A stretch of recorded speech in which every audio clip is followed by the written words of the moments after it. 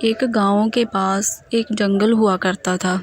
वहाँ के लोग उस जंगल में से गुज़रकर ही बाज़ार को जाते थे। जब वह बाज़ार को जाते थे तो जंगल में से लांघते थे तो बहुत ही डरते थे। जब वो जाते तो इधर उधर देखते और कांपते और सोचते कि कहीं वो आकर हमें न पकड़ ले, पर फिर भी वो चले जाते।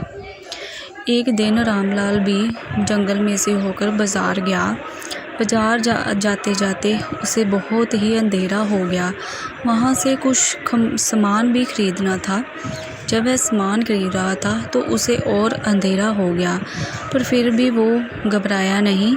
वो जंगल की ओर फिर वापस लौटा।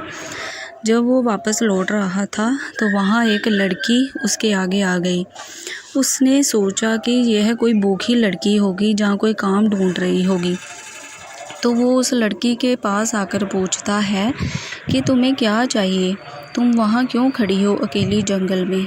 तो वो लड़की उसे कुछ ना बोली, पर फिर भी रामलाल ने उसे कहा, कोई बात नहीं, तुम हमारे साथ हमारे घर चलो, वहाँ हम तुम्हें बहुत सारा काम देंगे करने को और रोटी पानी भी सब कुछ मिलेगा आपको, तो इसलिए आप हमारे साथ चलिए हमारे घर।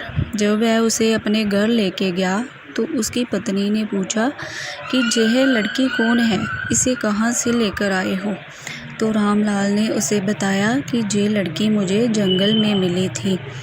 मुझे लगता है कि ये गूंगी है, लेकिन इसे काम की ज़रूरत होगी। तुम इसे अपने घर में रख लो और इससे काम कराया करो, क्योंकि तुम भी बहुत बीमार रहती हो, आपका भी हाथ बटाया जा सकता है।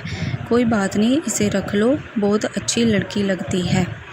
फिर भी रामलाल ने उससे कुछ ना बोला तो वो लड़की रोने लगी।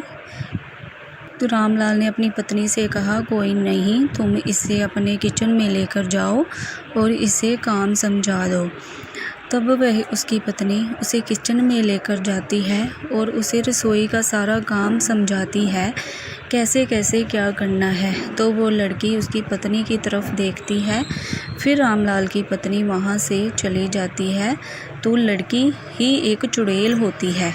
वो सोच रही होती है कि जब वे चली जाएगी तो मैं इस सबको मारकर खा लूँगी, बाद में इस गांव वालों को भी सभी को खा लूँगी।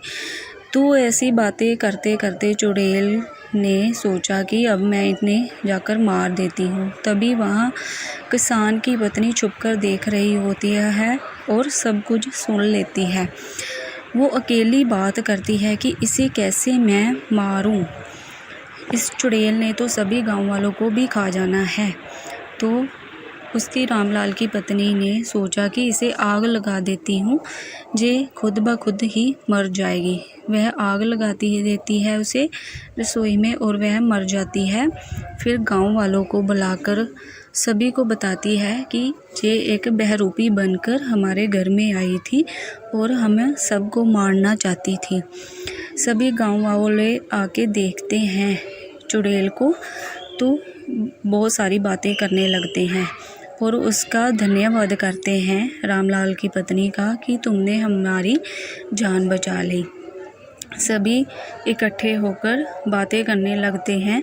वहाँ रामलाल भी आ जाता है। रामलाल कहता है कि हमसे बहुत बड़ी भूल हो गई, हमें तो पता ही नहीं चला कि ये एक चुड़ैल है, हम सब बाल बाल बच गए, नहीं तो ये चुड़ैल पहले हमें खाती और फिर हौली हौली करके सभी गांव वालों को भी खा जाती। बहुत बहुत